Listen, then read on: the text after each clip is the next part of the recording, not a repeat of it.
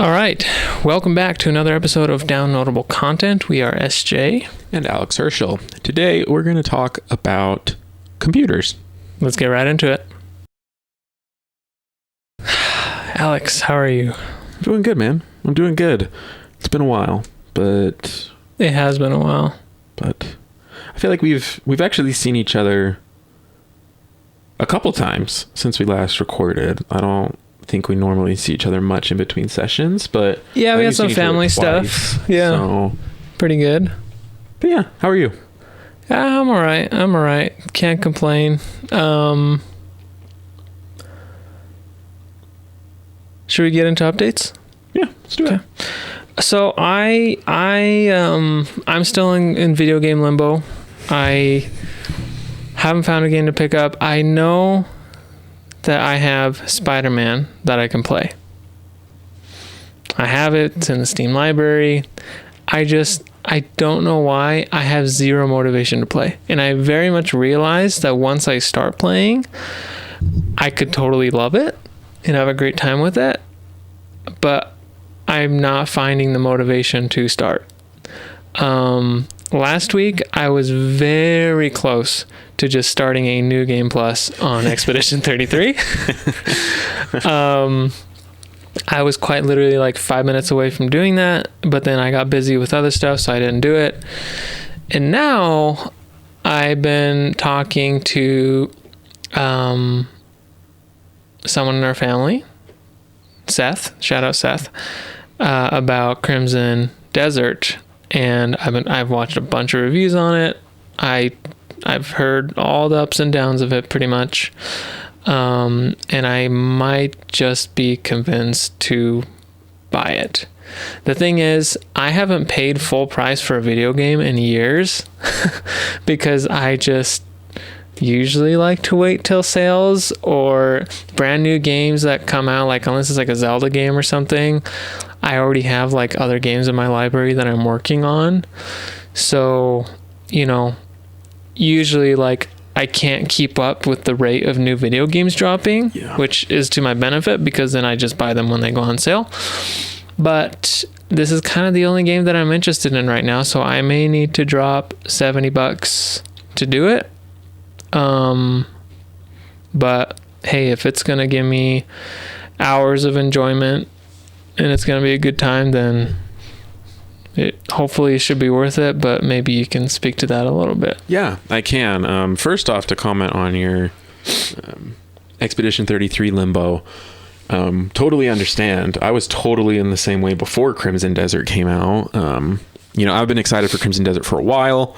It's been one of those games that's been around or has been talked about for long enough that the hype's kind of ebbed and flowed, which I think worked out to my benefit, and I'll talk about that in just a second. But I've been able to kind of stave off the Expedition 33 limbo because Liv has been playing through it on her own, so I've been kind of able to passively re-experience it as she goes through it herself. She plays it so differently than I did. Like, her character builds are so drastically different. So it's really fun to see. And she'll like ask me for advice on like how to take out certain fights. And I'm like, I can't help you. Like, the scenario is completely different. The character setup is totally obscure. Sorry, but it's anyway. So that's a good time.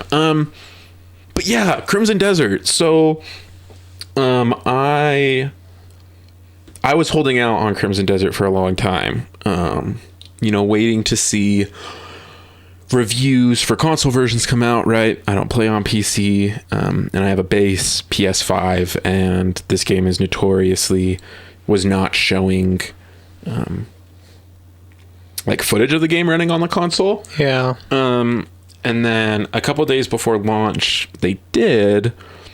And I was like, yeah, this looks good enough to me. Like, I don't see any problems. And if it is, or if those come up, I can wait for him to patch it out, because my excitement has ebbed and flowed enough to where I want to play it. And if on launch it was running great, then awesome, we're good to go. And if they needed to fix things, then I could stave it off for another week or two, or however long it took. So I got it, booted it up, started playing it. It is like kind of a fascinating case study to me in video games, on what they chose to do and what they chose not to do. Like the story is kind of non-existent for a while. It's not there, but and your main guy Cliff just doesn't really seem to care about anything. Like he's voice acted, but like he just like doesn't react to anything that he does or anything that happens to him. Like he gets all these crazy powers and stuff, and he just kind of is like silent about it. Like he never comments on it, which I think is actually kind of funny. I know that's been a criticism for some people. Some people have been saying that the story is just they don't like it because of that. But for me, like in the lead up to this game, we didn't know anything about this story. It's not like they were leaning into this as a very narrative based experience. So I didn't have like expectations beyond like a very typical fantasy adventure, which has left me feeling very satisfied with the overworld. I love the way it's designed. I think it's you know, your side characters and watching NPCs move around, like they have their set schedules. It's a good time, and the combat's fun enough for me. So yeah, so I'm having a great time. I cruised through a good chunk of story missions just to kind of progress things along, and then have kind of taken a back seat from that and have just been exploring around, doing some extra stuff. I'm currently working through mowing down this ginormous quarry that's overtaken by like a massive amount of enemies, and I'm having a good time. I will say, if you're picking it up, like, get upgraded weapons and armor as fast as possible, because combat becomes so much more enjoyable when it's slightly more forgiving, because you aren't dying in 2 to 3 hits, because the combat's kind of designed to have that realism where your opponents, because there's so many of them swarming you and it's kind of you against the world, that they kill you kind of quick. And they don't take turns or anything, right? They'll just go for it. They'll slaughter you. Yeah. So it's good to just get a couple upgrades on those right away to make things a little bit easier. But also, I think I told you this is one of those games where if people bounce off it after a couple hours, while I think it's still worth playing, like I also completely see why people have tried and found that it's not for them and have moved on. But I think it's worth trying. I know, especially with how much you love Skyrim, I'm very excited to see if you'll play it and be like, okay, but this is like dollar store version of Skyrim, or if it's a different enough experience that you'll look at it, and because you love Skyrim, you'll have similar feelings, but in this new and fresh experience, in this type of world. So I'd be interested to see your overall thoughts on it whenever you get around to picking it up and trying it out.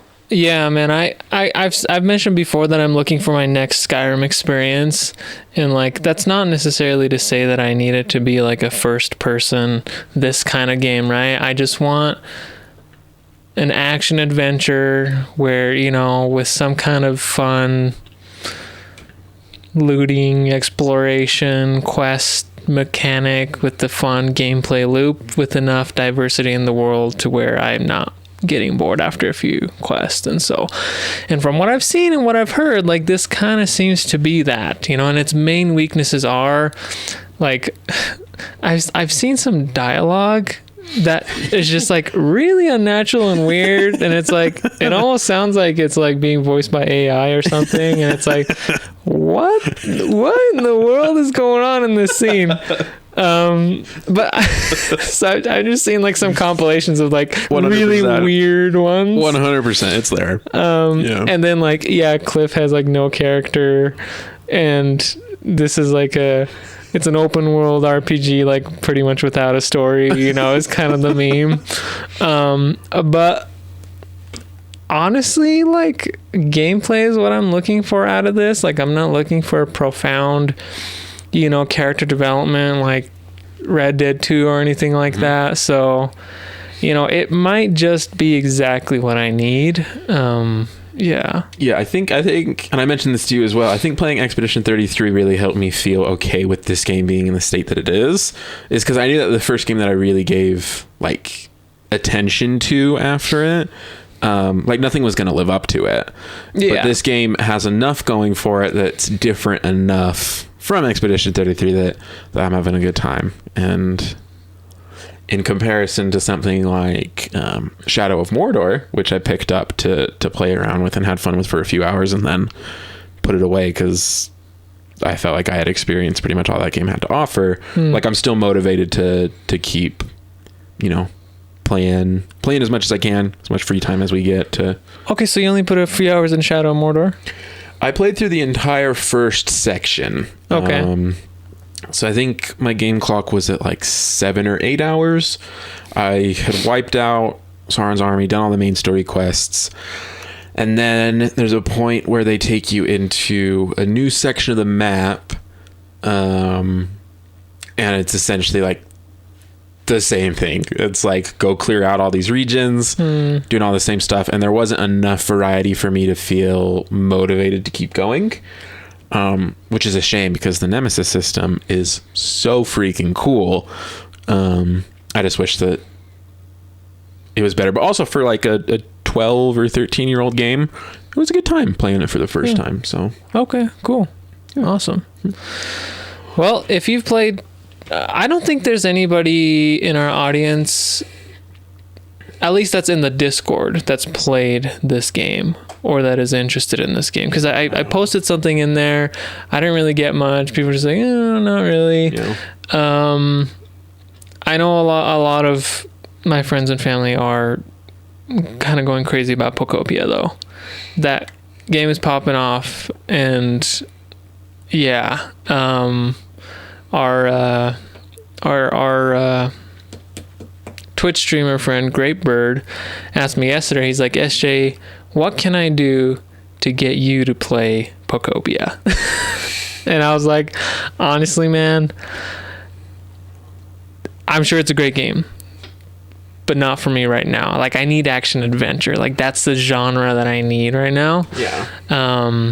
But anyway, yeah. I'm really happy it's doing well, right? I remember when we reacted to the direct where it was announced, we were like, what is this? Yeah. And I think everyone was kind of like, what are we doing? And to see that like people have really connected with it, I'm like, that's great. Yeah, I love that. I love people being positive about Pokemon games. And I watched a little bit of gameplay of it last night, and it is really cool. And I understand what people say now, like when they, because I've heard from like multiple people that this honestly kind of like puts Animal Crossing to shame.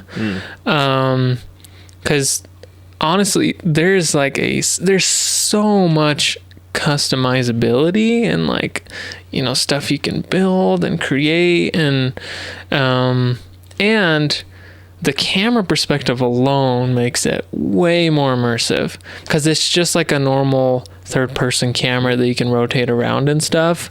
You're not on a fixed camera from an overview. So yeah, it's pretty interesting. Eventually I think like to play it, maybe when I'm in the mood for a game like that. Yeah, I don't know if I'd ever pay full price for it though, is the problem. Like it would need to be like ultra cheap, and because of how well it's been received and how much people love it, it will never be ultra cheap. No, it'll be like $10 cheaper 5 years from now. Yeah, on like a Christmas sale 5 years from now. At the end of the Switch 2 lifespan. At best, yeah. So, but really happy that it's doing well, and hope I'd love to hear more about your guys' experience if you want to share on that front. And like maybe even like screenshots of like what you've built and stuff, because I don't really have like a good perspective of or background on what is possible in the game, so like if you could share like what differentiates it in like screenshot format, that'd be really cool to see in the Discord. So okay, are we ready to talk about our topic? Yeah, so I realized that when we started the podcast, I actually had it like this with the PC part picker thing in the background. That's great. So we're talking about PC building. Before we get into this, can we get, so like I this came out of left field for me when he approached me with the question. Yep. So can you kind of walk us through your thought process and all that? Yeah, absolutely. So I'll give you the story. So a few weeks ago, I think it was only last week actually, in the Discord, you posted a limited time deal on a pre-built PC that you and as our other PC gaming friends looked at it, we're all very quick to say, like, this is incredible value for what you're getting in the current market. Yeah. Like a very, very solid unit. And something that we've talked about on the podcast briefly, but I don't know if we've gone into too much detail, is I graduate in a month, and we'll be moving on to big boy life now that I'm out of school. And so Liv, my lovely wife, and I have been prepping for a move. And as we've been prepping for a move, we've realized a couple of things that we want to pick up for our new apartment that we haven't had space for, or haven't had the means for whatever reason, just don't have, that we think would be useful in a new apartment. And one of the things on that list has been a desktop computer. Liv has her iPad Pro, and I have a laptop, and they're both great. But like, just like in my mind, as I think of, like, those are both very personal devices, and they aren't used for like communal work or any stuff like that. And I've been thinking just about having a desktop computer. And I'm like, well, that's a way to kind of have that. And then it also has all these other extra little benefits where, on days where I might have the chance to work from home, having a good setup at home will then make working from home easier, even though I'll have to run it off of, any company provided laptops or anything like that. I'm like, oh, but if we have a desktop and then we have the setup, then that can also be used for this. And so the idea has just kind of slowly been gaining traction in my brain. And then when I saw that deal and saw the price, I was like, oh, this is coming up soon enough that I need to start prepping for this, and just to know where things currently are, to know what options are. And because I'm so new to all this, need someone who has done this and has been not so subtly encouraging me to join him in the PC life. Oh yeah. Just give me a rundown, just to have an idea of what's available and what to expect, so that as I'm prepping for that, I can just have more information instead of, random Google AI searches that give me basic information. Just having an opportunity to talk a little bit more through some details and kind of see what makes sense for me in my life right now. So that's kind of where it came from. Wonderful. Okay. All right. So first, I was thinking, so you also wanted me to explain like what each part does, right? On your phone or laptop, do you want to pull up that listing that you found, that you sent me, and you're like, hey, is this a good deal? It was a pre-built that Alex sent me earlier today. And I think what would be a great exercise would be, as you can see now here, we've got PC Part Picker pulled up. Anyone looking to build PCs, beginner or advanced, PC Part Picker is kind of the undisputed. It's just an incredible resource because it has updated information on pricing and outlets. And it does a really good job of ensuring to a reasonable degree that the parts that you put together will be compatible and work together, and that you're not going to have issues. I used PC Part Picker for my first build. It was great. And so what we're going to do is, once Alex has that pulled up, we're going to go through each component. And so he's got a pre-built that he's got picked out. And as we go through each component, I will briefly explain what each component does. And on PC Part Picker, we will find each of the components that compose that pre-built PC, and we will look at a general price comparison to see whether that's a better value or whether it'd be better value to just build it yourself. Yep. So Alex, let's start with the CPU. So before we pick this, the CPU is basically, it's the main computer processing unit. It's the main thing that does all the calculations and stuff. Most of the time your CPU doesn't do the graphical things that you see on the screen, but all of the numbers and behind the scenes calculations it's gonna run. If you're playing a video game, the CPU typically handles stuff like NPC behavior, their routes, their whatever predetermined paths and their logic and things. So when you play video games that are very heavy on, NPCs and environments moving and all that stuff, that can create load on the CPU. But most of the time, to have a good experience gaming, you don't need a very powerful CPU, because for gaming, GPU is the most important one, and we'll get into that later. But what CPU does that one have? If I'm looking at the right part, is that also sometimes just called core processing instead of computer processing? Core process, yeah, that Same might thing? be the correct acronym. I can't remember. No, I've only ever heard it computer processing other places. This is the only place where I've ever seen it called core processing. So I think you're absolutely right. It says AMD Ryzen 5 5500. Okay, so you got a 5500. That's that right here. So on PC Part Picker, I'll just click on this just to demonstrate. So it pulls prices from multiple merchants, and this is up to date. B&H, Best Buy, Memory C I've never bought from there. Newegg is good for PC parts. Amazon. The cheapest one right now is Amazon. So it'll show you the cheapest price, which is $83. And I can just click add, and it'll put it, and keep track of it in our list right here. So that is $83. So the Ryzen 5 5500, that one is a tier below my previous CPU. My previous one is a 5600X, but the 5500, that's a respectable CPU that's going to get most tasks done, no problem. You're not going to have issues with it. So certain CPUs come with a cooler.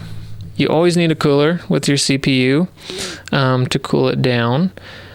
Some CPUs will come with a cooler, others don't. This one I know for a fact does, so we won't worry about it. But if this was one of those that didn't come with the cooler, then we would add a cooler. Gotcha. But, does it specify what motherboard it has? No. Okay.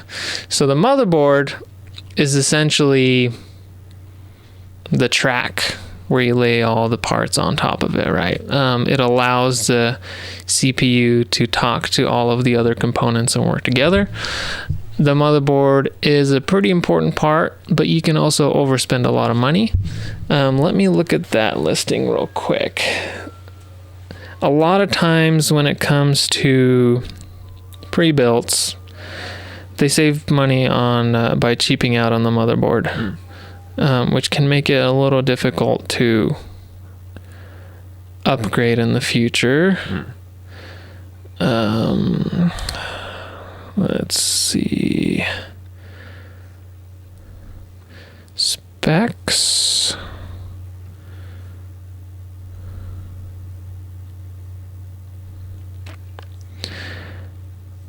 Let me look at the pictures.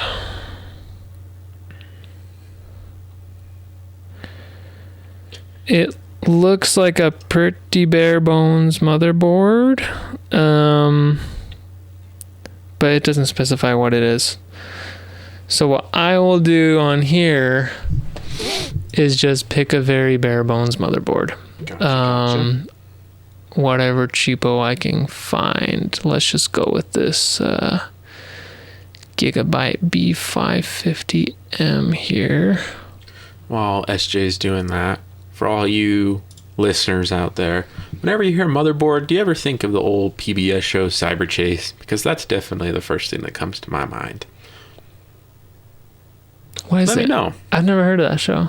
You never heard of Cyber Chase? No. Back in the day, me and Tyler and Em and Jess would play Cyber Chase. It's just one of the PBS cartoons that it's got these three kids that go into Cyber Chase. That's like the land. That's what it's called. And Motherboard is this like computer face that like gives them instructions. And the villain is this guy named Hacker that's trying to take over Cyber Chase. It's a quality show. I know I'm laughing. Okay. But we had a good time with Cyber Chase, man. All right. I'll take your word for it. It was so good. Good times. By the way, does that say whether it has Wi-Fi? Includes built-in Wi-Fi for wireless internet access. Okay, it does have built-in Wi-Fi. Then I'm gonna go for this other motherboard, I think. Does this one have Now that SJ Wi-Fi? doesn't know what Cyber Chase is, I'm very interested. So will all of you please, once you have the chance to listen to this, go into the Discord and let us know if you also know what Cyber Chase is, or if this is one of the... I'll just do that. One of the PBS shows that is beloved by some and completely unknown to others. So I picked this motherboard. It's not the most bare bones one, but this has Wi-Fi 6. It's just keep in mind that this build is going to have a significantly better motherboard than what's in that for sure. Yeah. Gotcha. All right. How about memory? Or it might be RAM. Yeah, memory, it doesn't specify a specific brand, but it does say 16 gigs. 16 gigs, okay. So memory, or also called RAM, stands for random access memory. And the purpose of RAM is to basically have temporary storage of information. Think like all of the information that are on the hidden tabs of your browser. RAM stores all of that information so that when you go over and click, it is able to display that information immediately. So the more RAM you have, the more multitasking you're able to do. 16 gigabytes, if you're not going to do anything crazy, is probably fine.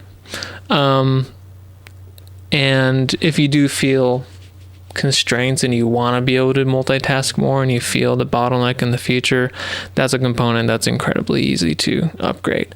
And right now, because of the whole AI boom thing, RAM is incredibly expensive. Like, it has skyrocketed in price. Like, I could probably sell these sticks of RAM that I got on my PC several years ago, sell them and make a profit on it. Crazy. Which is insane. So it's crazy. Yeah, now is the time to kind of go frugal on RAM, and 16 gigs is probably the minimum I'd recommend. Let's see, man, the cheapest I'm seeing is $120. Let me look at this here. Yeah, let's go with that. That will do just fine. How much RAM do you have on your PC? I have 36 gigs. 36? Yeah. Or 32 rather. Gotcha. Double this. Yep. It usually goes in doubles. And I have never ever had issues with the 32 gigs. If I only had 16 gigs, I wouldn't really have a problem either. I see. Okay. All right, next, storage.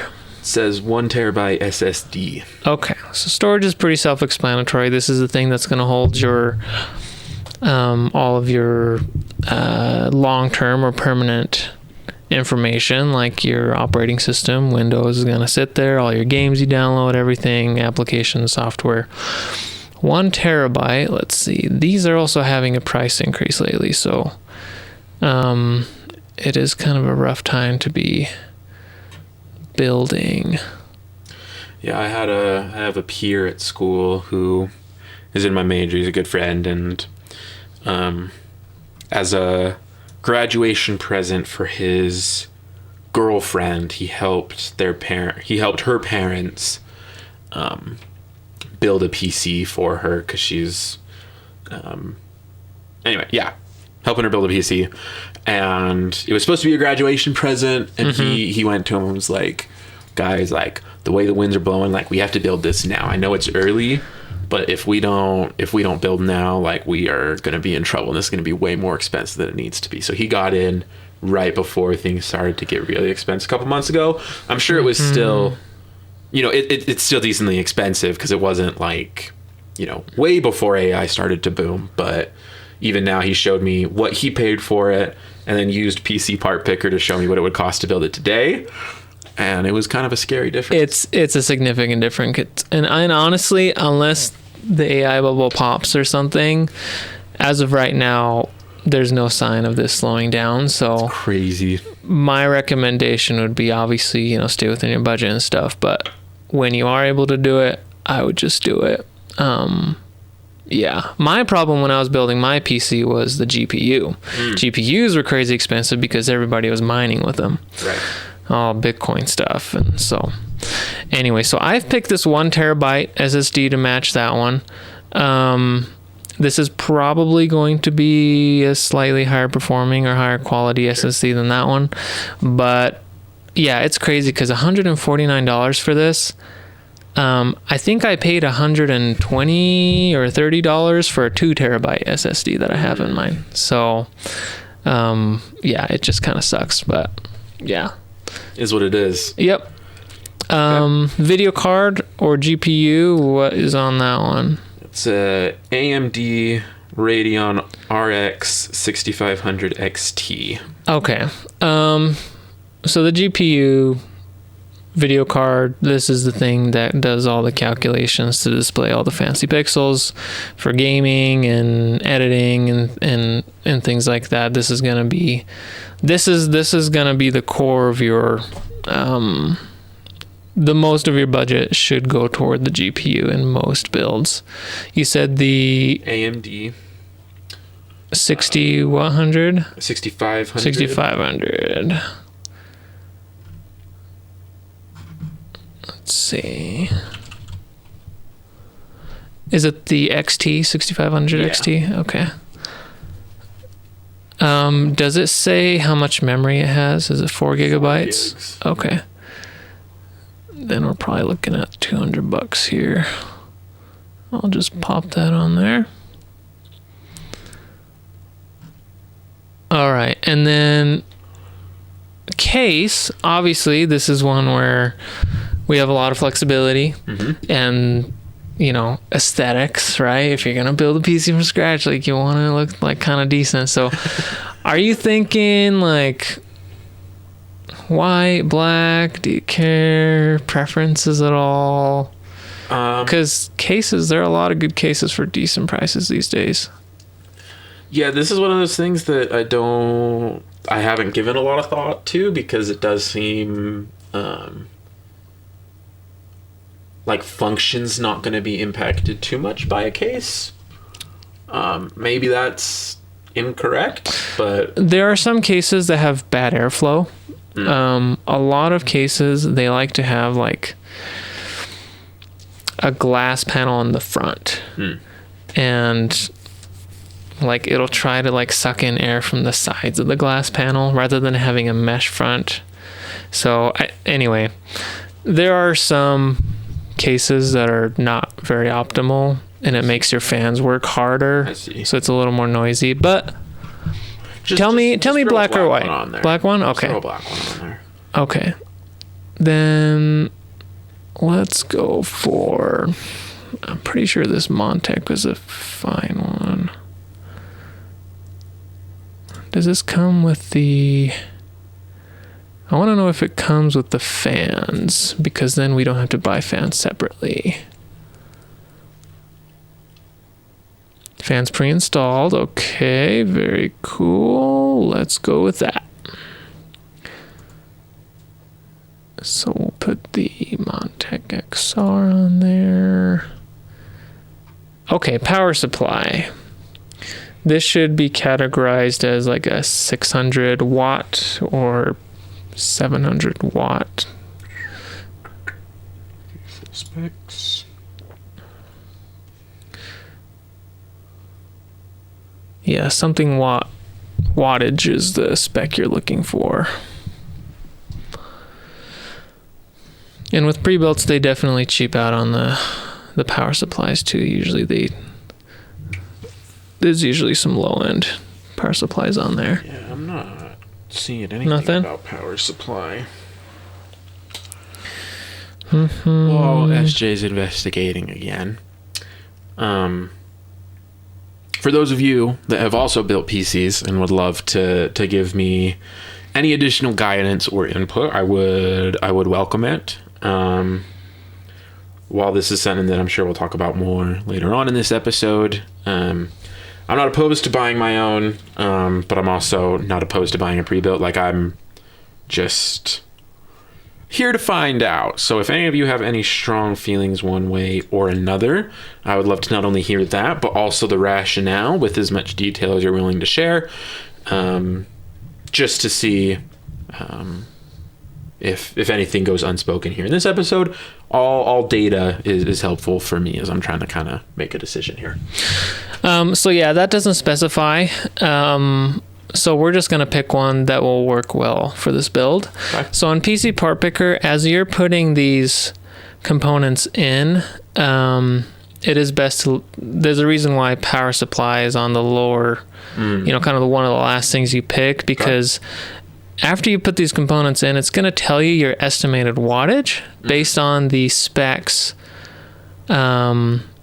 of the components that you've picked. Gotcha. And so 266 watts, that means that, more likely than not, if you have a power supply unit that's 300 or greater, you're probably going to run it fine. But a good rule of thumb that I've heard, and I don't know if this is outdated information or not, you generally want to kind of double it. Gotcha. And especially if you plan to upgrade your components in the future, particularly the CPU and even more importantly the GPU. Those are very power hungry components. Gotcha. And the GPU, especially, like one GPU alone, can pull like 300 watts. Like this 6500 XT that you've picked here won't, but won't what? It's not going to pull, a ton of wattage. I see. But if you upgrade it, that'll jump up. Yeah, if we cheap out on the power supply unit, your system will be bottlenecked and you're going to have to buy a new one in the future anyway. So let me just look around and see what the prices are. I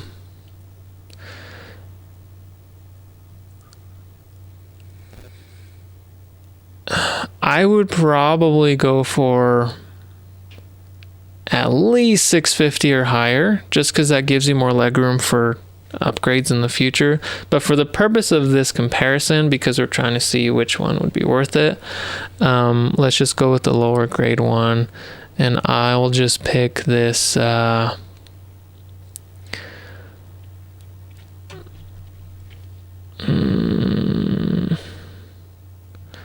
MSI 550 watt one right here. Okay. That's $53. Should be reasonable enough. And then each power supply, sorry, I didn't explain what it does. It's pretty self-explanatory. This is the thing that provides power to all of the components that are connected to the motherboard. And each power supply has different rating. So this one says 80 plus bronze.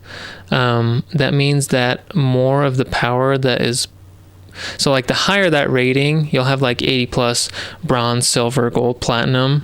The higher that rating system is, the more efficient it is at converting that power and giving it to the components. So you lose less energy during the process of going through the power supply.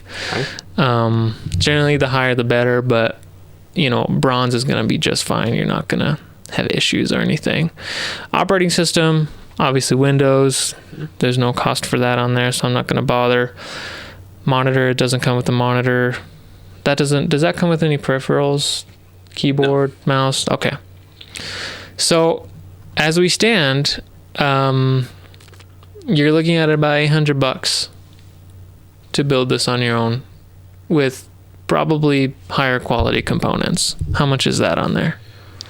This is listed at $999, but is currently on sale for $788. I don't think that's worth it. There you go. Yeah. Yeah, there we go. Boom. So, okay.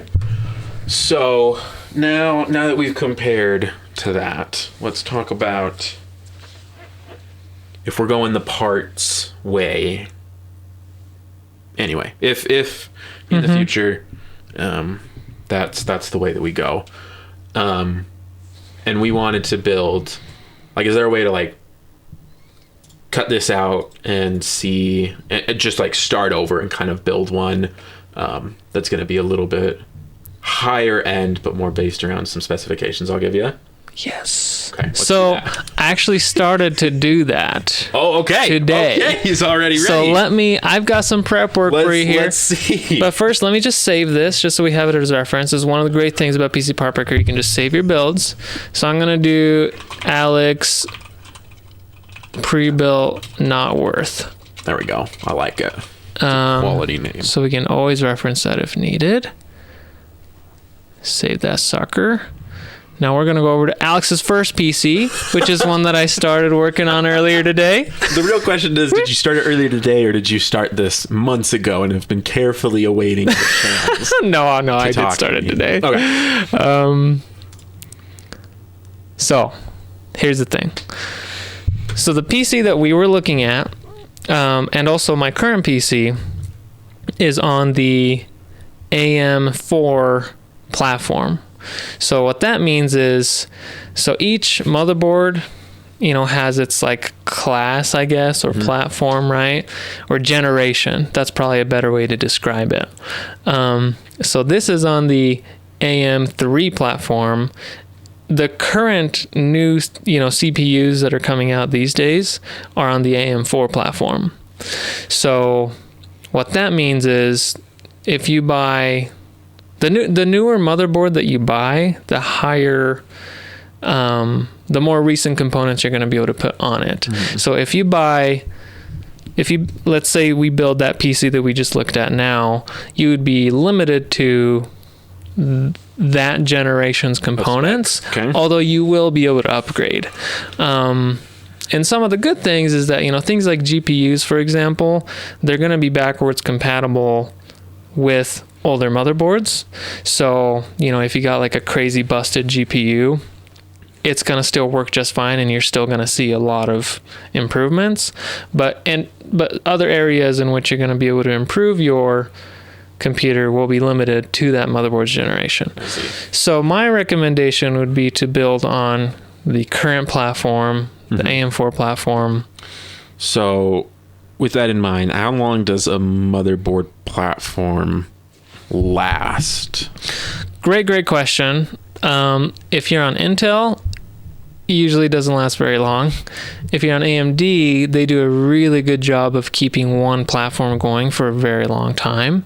Let me actually just look. How long will AM4 platform last?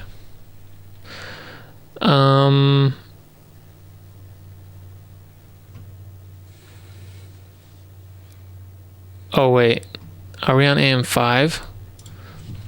I might have misspoken.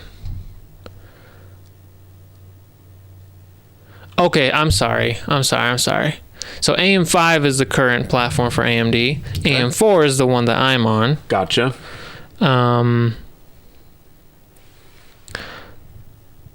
Yeah, there's no like confirmation, because like it just depends on whenever AMD unveils their new CPUs. They might say, oh, and we're on a new platform now, and there's really no indication. Generally, but you'll have a couple years more, and honestly, even if it's not the most recent, or even if it's not the newest generation, that doesn't mean that it's immediately obsolete. Exactly. Right? Okay. Because if you'll remember, like, we upgraded the CPU on my PC to help with the editing and stuff. Mm-hmm. And that was when this platform was already technically outdated. The new platform had already come out. Okay. But because the CPU I had was kind of like a mid-range one, I just bought one that was a high-end CPU for that generation. Gotcha. Okay. And you can totally do stuff like that and make it last a very, very long time. Gotcha. Okay. So I just picked the Ryzen 5 9600X. Okay. This is a very good, very capable CPU. I honestly don't think you would ever need to replace this CPU. But stuff happens, I guess. Yeah. Okay. So this is the equivalent to the CPU that I had when I first built this PC, but 2 whole generations newer. Gotcha. But it's $175, right? So we could always, so I'll explain my reasoning for each of these components that I've picked out, and then we'll look at the price. Yeah, and I'd love to hear when we talk about price for each of these parts, like relative to current market, and also like just general. If we're gonna change, like say for whatever reason I say, okay, we need to upgrade a CPU, where you would be like, okay, for a first PC, this is the most that you should be spending on this individual part. Does that make sense? Yeah, okay. Sure. That makes sense. So go ahead. And feel free to interject wherever. Okay. And honestly, for your needs, like you could stand to buy a lower grade CPU than this one. You'd be totally fine. Okay. But this will keep you like future proof for a long time. Okay. This CPU in particular doesn't come with its own fan, so I have put a fan on here. Okay. This is just one that I know a lot of people have used and works well, and also looks pretty decent, and it's only $33. Cool. So for your motherboard, I picked the B850 Wi-Fi 6E from Gigabyte. He said that with some enthusiasm. Yeah, bro. It has Wi-Fi built in, which I think you'd want. It's good. I know a lot of PC people. They're hardcore Ethernet plug-in people, right? And I've got mine plugged in too, but the flexibility of Wi-Fi, it's just good to have. And it gives you Bluetooth too. So that's $150. That is a little expensive, I mean, it's not that expensive. I spent about $120, $130, I think, on mine. But anyway, so memory. And you did say motherboard was one where you don't really want to cheap out. Like if you're gonna build one, that should be one of the parts that you make sure you're getting a quality piece on. Yeah. Okay. Like you can definitely go overboard. Like there are a lot of overkill motherboards. The main thing is you want to make sure that it has overclocking enabled. So when you're buying an AMD CPU, the X at the end, from my understanding, that means that it has overclocking unlocked. So it'll automatically overclock when it's able to. Gotcha. And if you cheap out on the motherboard, it won't even be able to do that. But anyway. Okay. So memory, I wanted to future-proof you as much as possible without going too crazy. I gave you 16 gigs of RAM. The reason why this is so much more expensive than the other RAM we were looking at, right? This is $250. With the promo, it ends up being a little over $200. That's because this is a whole newer generation RAM. Gotcha. That's a lot faster. Okay. That makes sense. But yeah. And then I gave you a terabyte SSD, Samsung, very good SSD, solid. This is incredibly expensive, more than twice what it would have been if you were to build a PC 6 months ago, probably. So you're telling me I should have done this 6 months ago? Yeah. Okay. Anyway, so with that in mind, a lot of these, probably have specs that you don't need, but this is with a lot of like future proofing in mind. Gotcha. You're at $768. That is without a GPU. Okay. So I guess my main question is, what would be your ideal budget? How much would you like to spend? And then I think what we should do is, based on your budget, figure out a GPU you can afford, because that's going to be the most expensive part, and then build everything around that with the right amount of future proofing that you'd want. Okay. So this is an interesting question because I didn't know what to expect. So I have kind of a wide range on budget in my eyes. Yeah. Or if you tell me, hey, this is the kind of performance I'm looking for in these kinds of video games, that would be a helpful benchmark too. But I guess you probably wouldn't even know what to set. Yeah, right. Oh yeah. Okay. Keep going. Yeah. So I don't know. I wrote this down somewhere. Okay. While you do that, I'm going to look at GPUs here.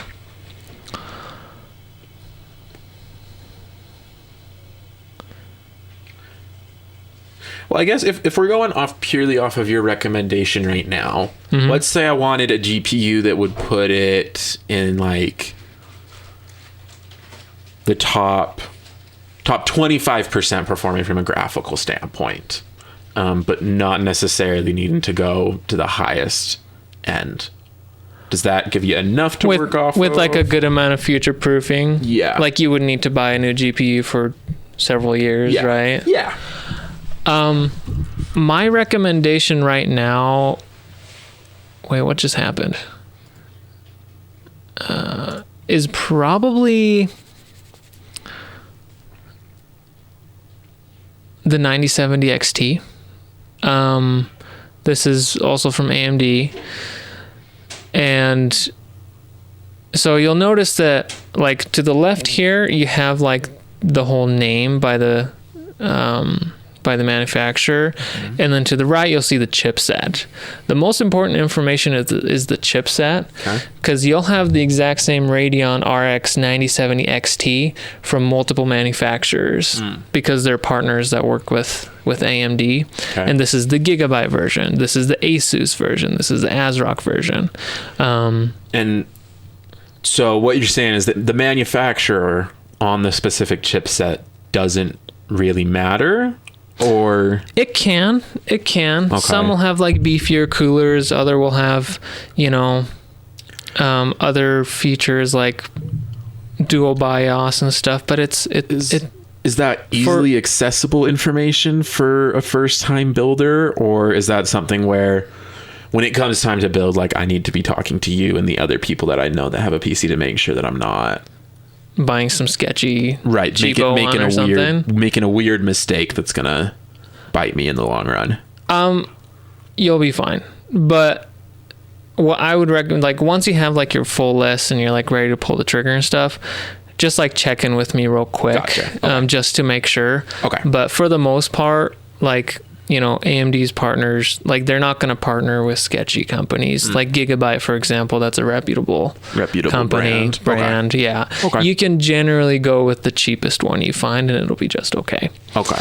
And that's just what I'm going to do here. So I'm going to look up the 9070 XT. And it's funny, you're not the only person in my life pushing me to get a PC. I've got another good friend. Who I've been talking with about this as well. And he was trying to convince me, he's like, buy now, pull the trigger now. I know you've got enough saved up where you have the cash to pay for it. I'm like, yeah, but that cash is saved for other stuff. And he's like, no, dude, buy now. It's time for you to join us, man. Come on. Now, to his credit, like aside from the hype of it, there is a very good possibility that if you pull the trigger 3 months from now, you're going to end up spending an extra $200-$300. Like that is a huge possibility because of how expensive memory and storage is. Sure. But okay, so we added that. Okay. So that's $730. I've been keeping an eye on that card because, if I were to get that would also be, that's more powerful than my current GPU. Okay. Which is the GeForce or RTX 3080. Okay. So there are two main providers of graphics cards. You've got NVIDIA, which you've probably heard about, and then AMD. AMD is the same manufacturers as the ones that have been making really good CPUs lately. Mm-hmm. For the most part, in terms of if you want like top end, bleeding edge performance, NVIDIA's high end cards have really never been beaten by AMD. Like AMD is usually competing with NVIDIA's mid-range graphics cards. Gotcha. But what they do have going for them is, especially in the last few years, AMD's like price to performance ratio has just been better. I see. And this is their best offering right now that they have is the 9070 XT. That's their best graphics card. Not based off of value. That's just their highest performing That card is their highest performing card that they create, which primarily competes with NVIDIA's mid to high-end current offerings. And that's, $730. If you find this for anywhere under 700, 650 or something, that would be a killer deal. Okay. But anyway, so that's where our pricing is right now. This is before we get a case and before we get a power supply, $1,500. Yep.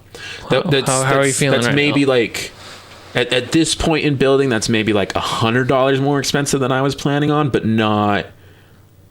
We can work with that. We can adjust. And not only that, but like with the level of performance that you're describing, like this is higher than what I was expecting. And I think that the disparity between what I was expecting from performance to what this has and price to this, like the value's there. So like, I'm not discouraged by this. I think we can just keep going. And to be clear, like my computer outperforms your PS5. Oh yeah. Right. Oh yeah. And this will outperform my computer. Gotcha. So like in terms of like, you're gonna see that performance boost for sure. Okay. Okay. If at any point we're like, hey, can we like get the price down a little bit more? We can visit some of these components and adjust some things. Okay. That'll be no problem. So case, white, black, still thinking just kind of slap a black one on there? Yeah, just throw a black one on there. Okay. I don't know. Okay, I'll just go with that one. Power supply. So right now we're looking at 471 watts. One more thing is AMD's GPUs, from my understanding, are more power efficient than NVIDIA's. Yeah, so you could totally get away with the if we got you like a 750 watt, you'd be decently future proofed, unless you went crazy. But let's just do that. $100. That's pretty good. And so because this one is fairly high end, we're not as worried about doubling the supply on this one, just because.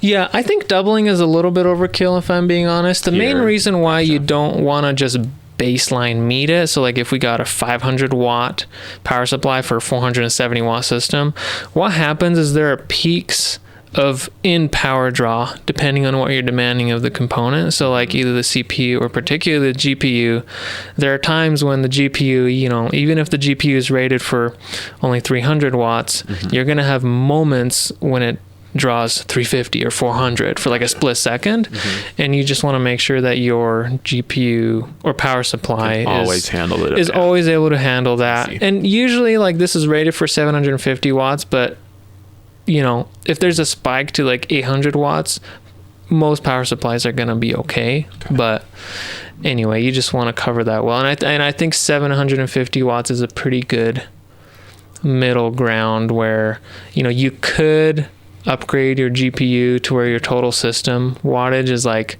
550, 600, and you would be okay. Still be okay without having to replace the power supply yet. Okay. Yeah, but you're not spending a ton right out the gate either. So I see. Operating system, Windows, we won't bother with that. Monitor. That's another thing we got to talk about. Do you need to spend money on peripherals? I mean, probably. Right? Yeah. You kind of need a monitor, I guess. How are you going to run this without them, right? So I do think monitors are ones where I definitely don't need top-end monitors. I definitely don't. But I don't know. Like that's coming from someone who obviously has never owned a PC. So how vital is a monitor going to be, and where do you draw the line? So there are two things you're going to want to look at when it comes to monitors. One is the resolution. How sharp is it? And two is the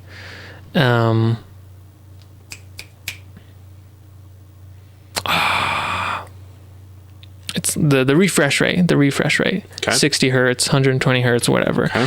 There's also latency and whatnot, but we don't really need to get into all of that. For reference, this monitor I have, the secondary one, this is a 1080p monitor. Okay. This is probably the same resolution as, you'll find in offices and stuff, right? Because it's just HD. It doesn't need to be anything fancier, but it's like reasonably sharp, right? This main one that I have is a 1440p monitor. Okay. So it's one step above, but before 4K. Have you ever been playing, been like, man, I wish I had a 4K monitor? No. Okay. I was looking at monitors, and it's like jumping from 1440 to 4K is kind of... Bro, I know. It's a big crazy jump. And here's the thing. Another thing to consider too is the higher the resolution, the more strain it's going to put on your GPU. So the less frames you're going to get. And you might find yourself, maybe you want like a smoother gameplay experience, so you end up just decreasing the resolution in your game settings anyway to like 1080p to get more frames or something. But based on the performance of your graphics card, I wouldn't recommend, like, I think you would be doing yourself a disservice if you just bought 1080p, because like that graphics card is going to rip through any single game you throw at it at 1080p without an issue. It's going to play it at ultra settings on like everything. So I would go 1440p. Okay. Do you care for the ultra wide, or do you want more of the traditional widescreen aspect ratio? I feel like if we're building, you got to go ultra Might as well. wide. I will say. Look at the joy. Join the ultra wide gang. Now there are crazy people that go super ultra wide, like Zach in our Discord. He's got a super ultra wide, which is the aspect ratio of two widescreens put side by side. But ultra wide has been the sweet spot for me, man. Look how much real estate I have by having two full windows up. No problem. I don't even really need this secondary screen, but I have it just to have Discord on there at all times. Ultra wide all the way. And here's the thing. It will make for a more immersive gaming experience in general, because you just have that much more peripheral vision. How beautiful is that? Beautiful, beautiful. Okay, so let's go down here. We're going to find ultra wide, which is 21 by 9, right? Or is it 32 by 9? I think it's 21 by 9. Hang on, let me look that up. What is ultra wide aspect ratio? 21 by 9. Okay. All right.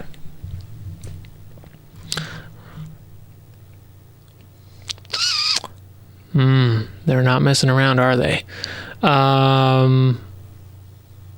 Wait a minute. $174.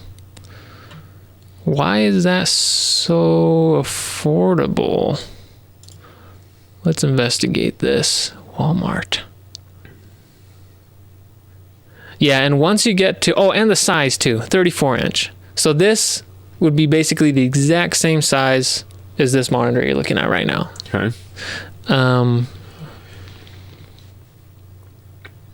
Okay. Okay.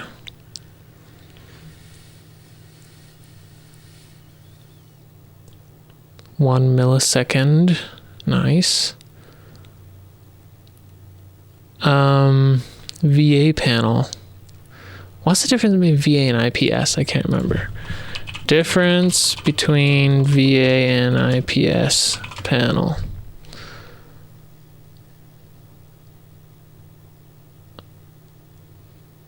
Okay, so VA panels have higher contrast ratios, but IPS panels have better viewing angles with less smearing.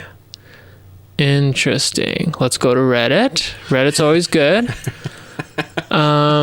IPS, don't do VA. Your eyes will thank you.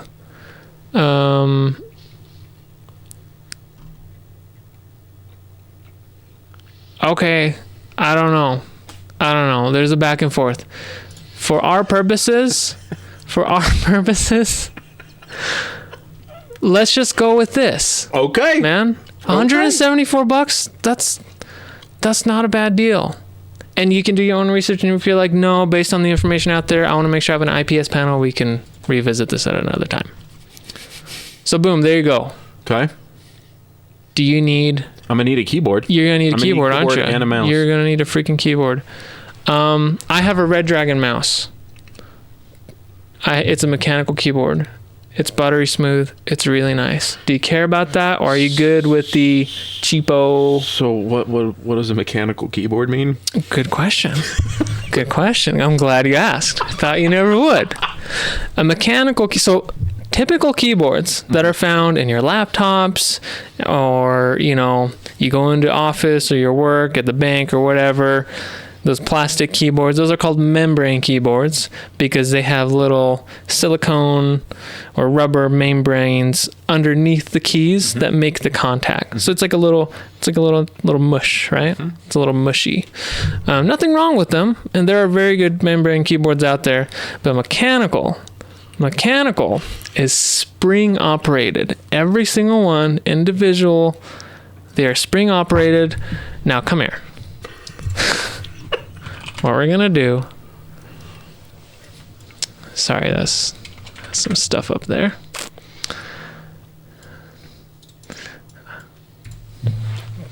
Just try it. Just try it. Oh my gosh. Just try it. See how you like that.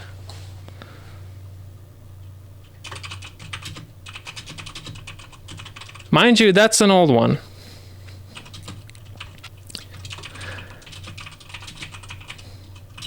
But notice how it's just smooth. It is very smooth. Right? Now, do you care about stuff like that? If you're like, you know what? No, I just want to save as much money as possible. So I'm not opposed to it. Okay. But I think it depends on the price disparity. Because I don't think I'd get enough out of it to justify certain prices. So I understand. Tell me what we're looking at. All right. So we're going to go... I want to find your... Okay. Do you want one with a numpad? Do you care about that? Do you never use the numpad? Do you want the arrow keys? I'm going to want a number pad. Okay, me too. I need that one numpad, man. That one doesn't have a numpad. Okay. So Red Dragon has really good value. They're good, man. I like them. It's kind of the budget brand of mechanical keyboards, but I like this one so much I bought a second one for my office. Wow. Yeah. Yeah, man. Let's see if it'll let us specify. No, it won't let us specify that we need a full one. Okay, I think, let me look at that here. $33. Let me see.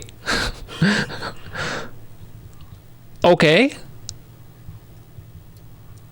This is the one. Number pad to me. $33. Oh, yeah, totally. Right? Yeah, I mean, and what membranes are maybe a third of that? Like $10? Yeah, I mean, then I don't think paying $30 for a keyboard is. If I'm building a PC, what's the extra $20? You know, just do it. Yeah. What are you doing? If you're fussing around and you're like, I'm gonna get a $10 membrane keyboard for my gaming PC that's like over $1,000, don't even bother. Get out of here. I love how this conversation started with. Membrane keyboards are not bad. They're fine. They're fine to... What are you doing? All right, now. Mice. I'm telling you right now, there's one correct answer for this, and it's this. All right? This is the one you want. It has back, forward button, extra button right here you can map for other stuff in games, and 2 additional buttons you can map for stuff there. Sorry, audience, you can't see this because I have it wired here, but it's just the best value for the money. Now, I believe that's this one. Let me look. It is this one. That is the one. Okay, as you were... And look at that price, $36. Now, do you want a $10 cheapo plastic hollow thing, or are you gonna spend an extra $20 and buy the Logitech G502 Hero? We're gonna buy the. You're gonna buy the Logitech G502 Hero. That's what you're gonna do. Do you need headphones? No. Okay, No, you're good. We actually have so many headphones that we own that we're good on that front. Okay, that'll save you money because that headphones is a deep rabbit hole, man. You don't need a webcam, right? No. You're at $2,000. $2,000 right now. Now there's room to bring this down. We can. Yeah, we should cheap out on the keyboard. Get out. End of episode. Get out of my house. Now, for context, on my PC, I'm kind of surprised. I spent a little over $2,000 on my PC. And this is same level, just this is higher level. Okay. You are getting more performance in almost every regard, actually every single regard. Okay. For less money. A lot of that is because my GPU cost me like $800, Gotcha. I think. Gotcha. No, was it $600? Yeah. Anyway, Okay. there is room to decrease this, right?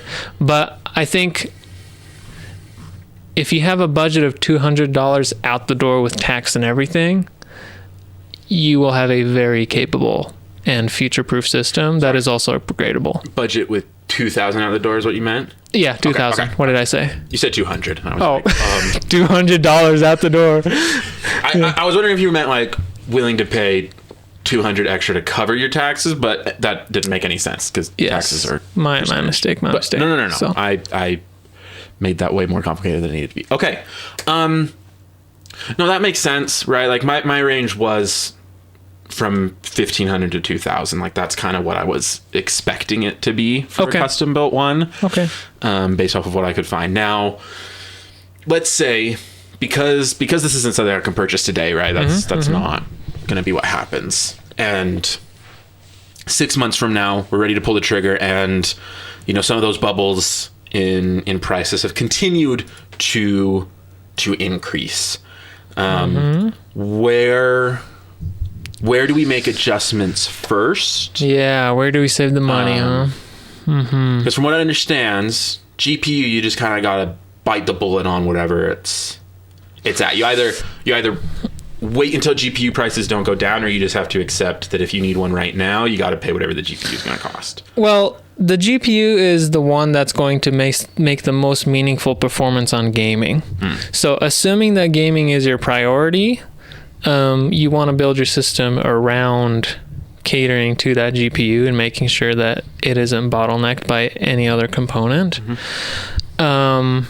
But if you're like, I don't need that much performance, like we could certainly look at going down to because right now you're looking at the 9070 XT.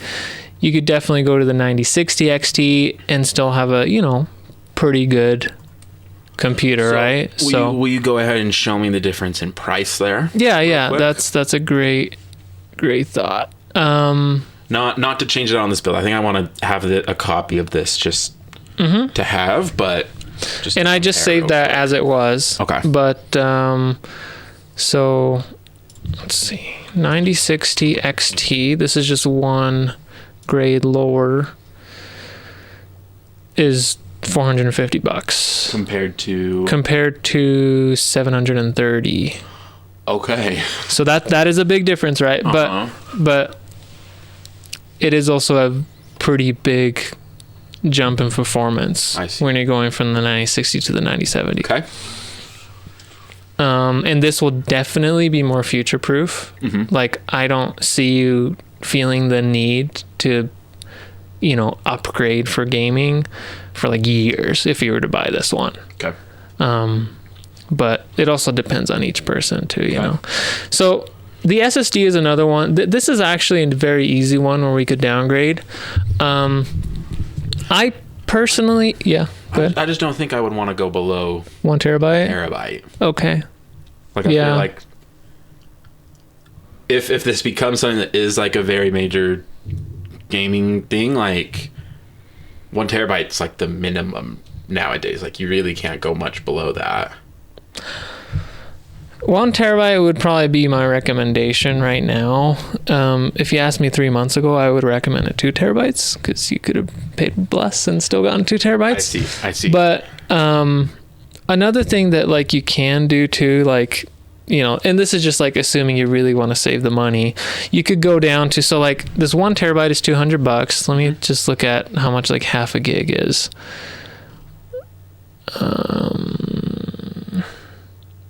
$100. So you could get, you know, a half a gig one for $100. Yeah, it's around $100 across the board. So you could save $100, get half the capacity, and you can always add storage later on. Like for example, and you wouldn't necessarily have to replace this one either. So I haven't double checked, but I bet you anything there's another slot for an SSD for like a secondary SSD on your motherboard. And that's what I did. So I started mine with 1 terabyte SSD. I wanted more storage so that I could have more games. So I bought a 2 terabyte SSD, put that on the motherboard. The most important thing is that you have a fast SSD as your boot drive where Windows sits on it, because that's what's going to impact like how quickly the computer boots up, shuts down, and all that stuff. And you can even add like, you know, a slower hard drive for like, you know, if family photos and whatever, right? Stuff that doesn't need to boot up quickly later down the road. But based on what you're telling me, I think we probably want at least a terabyte, right? Yeah. Okay. Yeah, because that'll give you, if you have a terabyte, you know, you can have a healthy Steam library, and you just, you know, delete old ones as you download new ones, right? So, we could get a cheaper motherboard, but let me look at the point. Let me just look at the what this has here. Okay, PCI 5.0.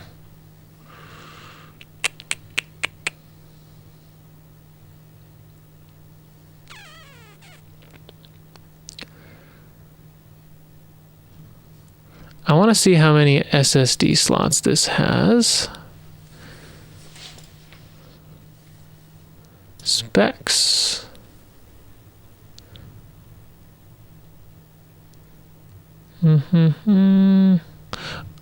Okay, so this is actually pretty good information. So this tells you the compatible processors right here.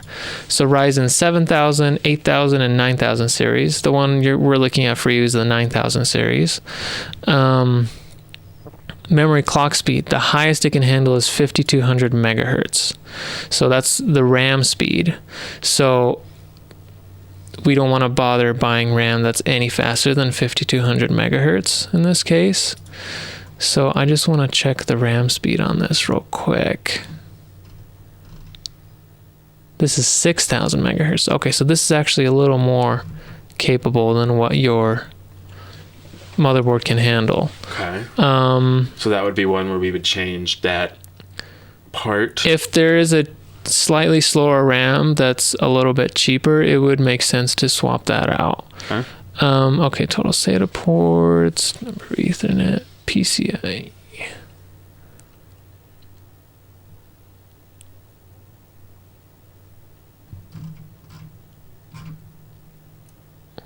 Well, you've got SATA ports, so that's okay. Yeah, I don't think I would go any cheaper than this one for a motherboard, actually. But let me look at the RAM. So we've got... Edit. So that one's 5200, right? So if we look at...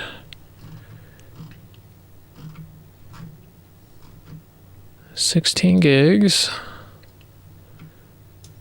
And let's just do that.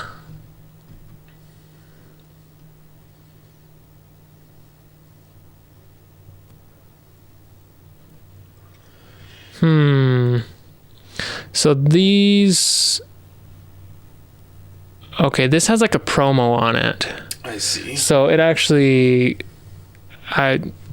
there's just no... So it doesn't there's matter no downside. it won't be as fast as that part can handle, but monetarily this is the best deal just because of the promo. So now, one important thing to keep in mind is that like all of your components are black. This is the only component that's white.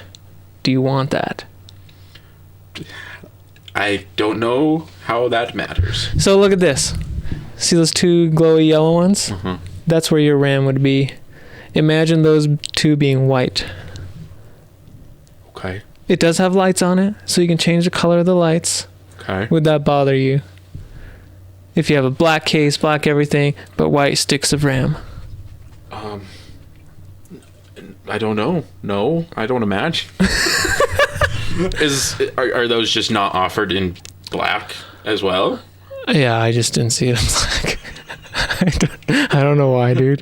Okay. I don't know why. I mean, I don't know how much that matters, but if we need to replace them. Hey, it matters if it matters to you. All right? But it's just the best value.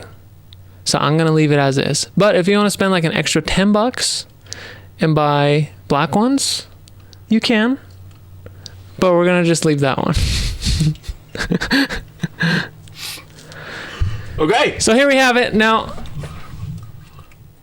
the processor, we can go for a cheaper one. Thing. I think any of these parts that are less than $200. Right. Like I just don't really see the point. I think the only one that really makes sense to potentially change is a graphics card, although not necessarily, or even like a monitor. If it's like you start out with not an ultra wide monitor and then that's something that you upgrade later, or just get like a cheap one. If it really matters, you just wait a couple extra months to buy, right? Like it's just one of those things that I think is less important. But well, this has been very, very enlightening.